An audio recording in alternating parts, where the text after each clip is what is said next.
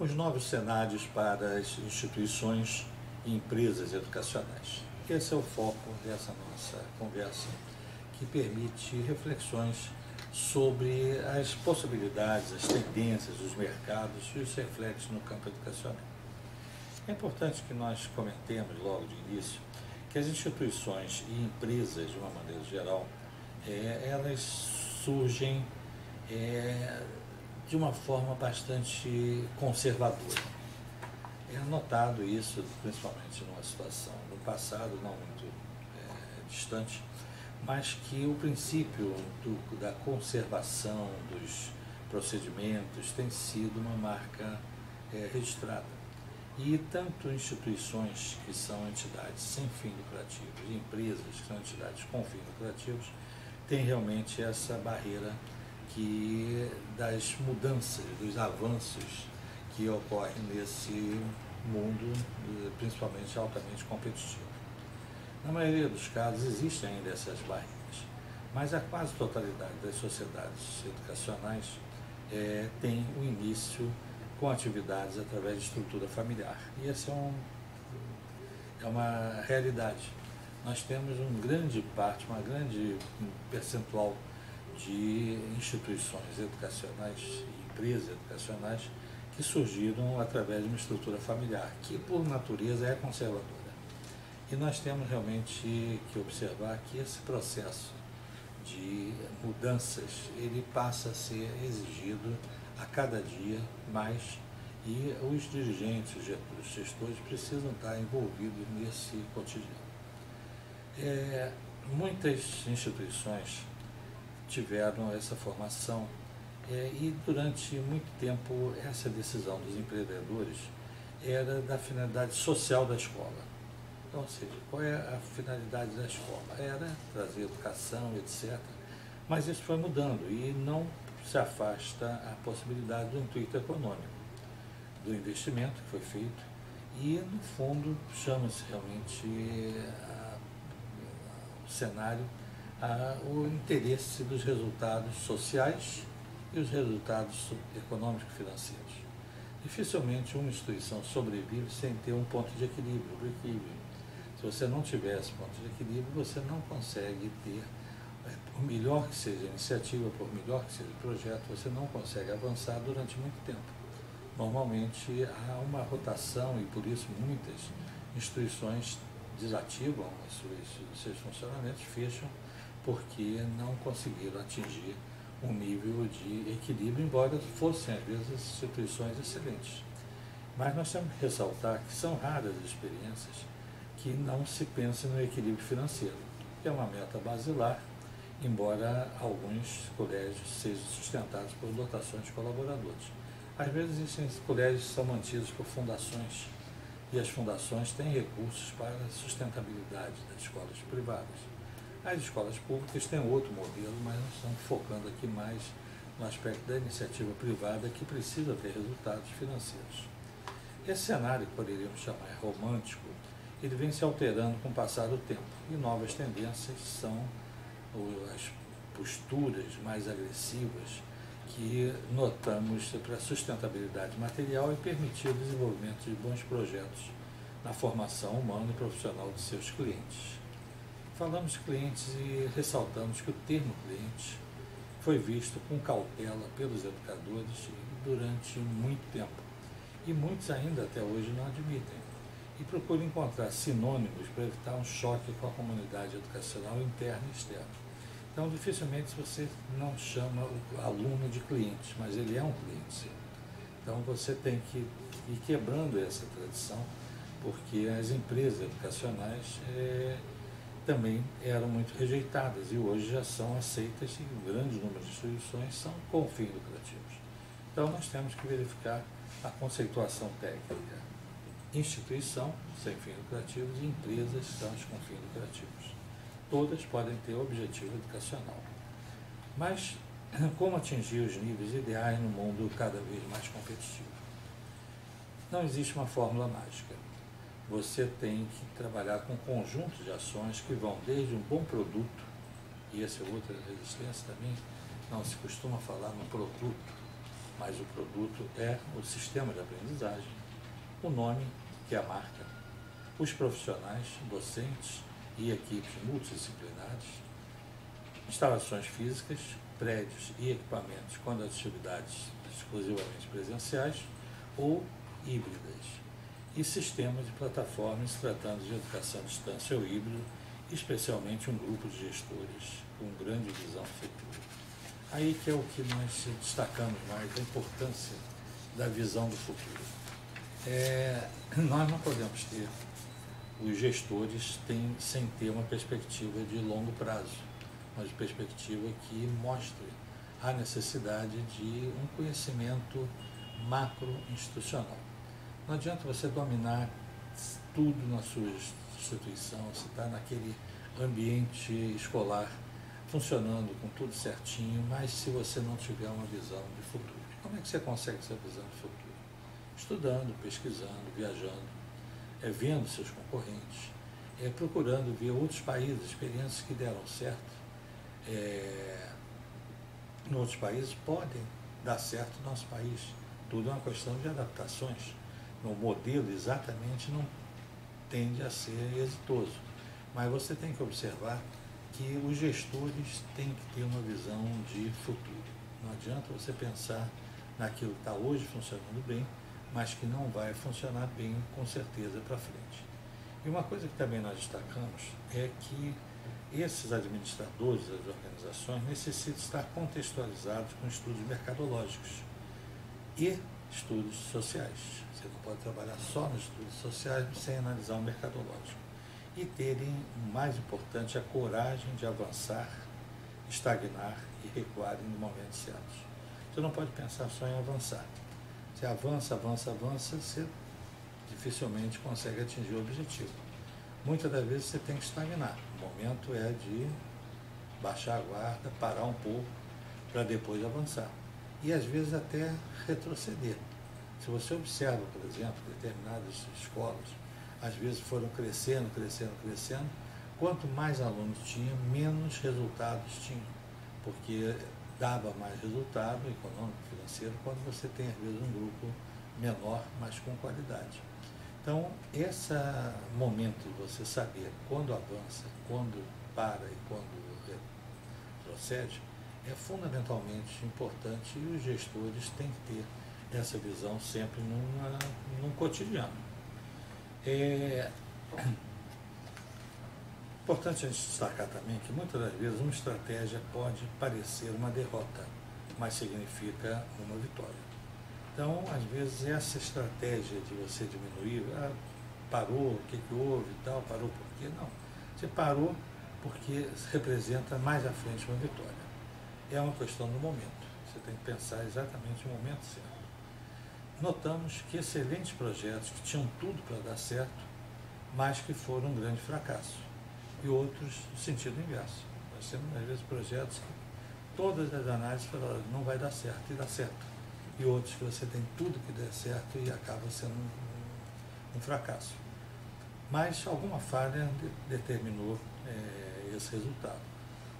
E essas falhas precisam ser analisadas e serem minimizadas sempre que possível. A capacidade de mudança de rota deve ser elemento primordial e a flexibilidade nos planos estratégicos e operacionais precisam ser encarados como redimensionamento sem apegos e situações do passado. Às vezes você tem muito apego à situação passada. Isso foi muito bom, etc. E tal.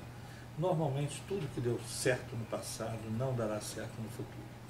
Então, é um costume você, foi muito bom esse projeto e tal, vamos voltar a acontecer. Não façam isso. Você vai voltar e vai ser um fracasso, apesar de ter sido bom. Por quê? Porque o tempo foi outro, o momento era outro. Naquele momento, os ventos estavam a favor e hoje não estão mais. Então, não pensem em repetir projetos exitosos, preservem eles como projetos exitosos de uma determinada época, mas não como projetos na expectativa que esse reenquadramento, esse ressuscitar um projeto que vai ser a solução da sua instituição. Então, deixem ele como um bom histórico, um bom resultado, mas pensa em outros em função do momento e dessas visões de futuro. Os programas excelentes não se coadunam quase sempre com outro momento, isso que nós acabamos de falar. Você tem que pensar em momentos certos para esse aspecto. Ambientes externos precisam ser estudados, assim como a pesquisa constante dos níveis de satisfação dos clientes atuais e dos clientes em prospecção. Então você tem que ter uma pesquisa de nível de satisfação, mesmo sabendo que às vezes eles vão falar mal de você, mas você tem que ouvir o aluno, você tem que ouvir a família, você tem que ouvir a comunidade, porque isso é que vai te dizer a chamada temperatura da água, dizer como é que você está. E essa pesquisa, muitas das vezes, não é encarada. Ou você coloca para fazer pesquisas, pessoas que querem te agradar. E essas pesquisas, muitas das vezes, são deturpadas, que o dirigente não ficaria satisfeito que o resultado fosse ruim. Ou até você preservando a sua função. Se a gente disser que o resultado está muito ruim, pode ser até que você perca o seu cargo. Você pode ser até dispensado da instituição, mas você tem que ser sincero e mostrar realmente o que não está bem e evidenciar enquanto antes para poder haver a mudança desse contexto. Todos esses fatores acima citados são comuns nos países desenvolvidos, nos em desenvolvimento e ainda nos subdesenvolvidos.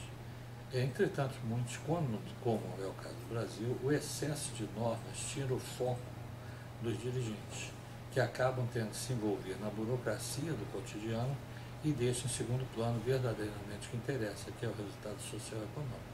Então nós temos no Brasil e alguns outros países, não tanto quanto o Brasil, nós temos uma massa legislativa muito grande, as normas são muito fortes, e isso atrapalha muito ao tempo. Você está planejando, aí sai uma medida provisória, sai uma lei nova, sai uma portaria, e te exige, e normalmente sai com vigência a partir da data da publicação, mas não há um prazo suficiente para você assimilar, estudar e avançar. Então você aborta um determinado projeto às vezes porque você foi surpreendido com uma nova mudança na sistemática e com isso vai te trazer reflexos altamente negativos na sua instituição. A busca de novos mercados deve existir com intensidade. Então você tem que pensar no mercado atual e pensar em novos mercados. As escolas, qualquer que seja o nível ou finalidade, não sobreviverão se ficarem pensando em atender exclusivamente os alunos regularmente matriculados em seus cursos. Isso é mostrado já em alguns países inclusive do mesmo porte assim, do Brasil, das mesmas características do Brasil, mas que não vivem com a receita de alunos, vivem parcialmente com a receita de alunos. Nós podemos citar, por exemplo, as universidades mexicanas. No máximo, a receita de aluno corresponde a 60%. O restante vem de prestação de serviço para outros setores. Se você não diversificar, você acaba ficando esperando que dê frutos àqueles alunos, e os alunos já não conseguem mais sustentar a sua necessidade. Às vezes consegue até manter, mas você precisa de novos investimentos nesse trabalho. Existem novos nichos de mercado que trazem bons frutos, mesmo que se afastem do objetivo da empresa ou da instituição. Então você tem que pensar, às vezes, qual é o objetivo? É formar jovens para a educação infantil, formar os jovens para a educação ensino médio. Mas existem outros objetivos que também podem ser trabalhados. Por que você não tentar trabalhar com as universidades corporativas, tentar trabalhar com centros de capacitação, tentar trabalhar com as pessoas em sistemas de autoajuda, que é um mercado crescente? Então você tem que pensar dentro do campo da educação, que é o seu objetivo, da aprendizagem, você tem que pensar em outros mercados que vão te adquirir, vão adquirir serviços de vocês, e serão sempre bem-vindos às dotações financeiras que vierem. A aprendizagem de todos é fundamental, independente da faixa etária, social ou regional. Hoje todos têm que aprender, acabou a formatura. Formatura, você entrega o diploma com a mão direita e entrega uma ficha de matrícula com a mão esquerda. Então você tem realmente que buscar sempre ter o aluno eterno, ou seja, ele participou, mas você tem que voltar a ele, você tem que transmitir novos fatores surgidos, aquilo que você acabou de formar. Por exemplo, você um curso que tenha um curso de contabilidade, terminou, daqui a 6 meses já mudou a legislação, já mudou tudo. O que você vai fazer? Você vai dar um novo conhecimento para esse seu ex-aluno. Você vai fidelizar, ele vai ficar feliz com um sistema que a indústria, de uma maneira geral, chama do recall. Você chama para fornecer um novo conhecimento, porque aquilo que você forneceu já está fora de foco. Acontece muito com os cursos de direito, acontece com cursos na área de engenharias, porque você tem mudanças tecnológicas que fazem com que você tenha, e você tem que trabalhar sempre nesse processo. A aprendizagem acabou faixa etária, você não tem a faixa de estudar, toda a vida você tem que estudar. E esse estudar aonde?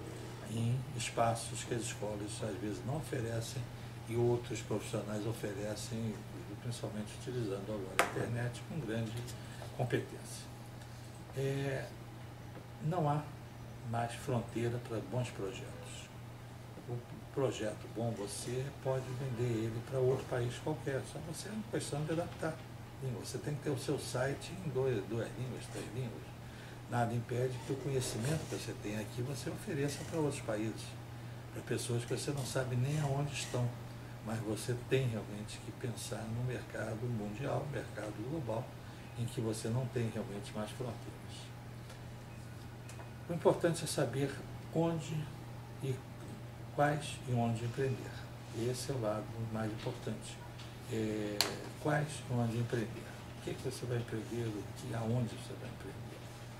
Essa resposta tem que ser fruto de estudos permanentes, pesquisas, capacitação contínua dos integrantes da equipe e, principalmente, um ponto que é fundamental, coragem para enfrentar novas realidades. Se você não tiver coragem para enfrentar novas realidades, você não vai avançar. E essas são as considerações que nós estamos fechando essa nossa conversa, esse nosso encontro, para permitir que possam ser trabalhados, servir de base para reflexões sobre as tendências, os mercados, as possibilidades para instituições e empresas que atuam no campo da educação.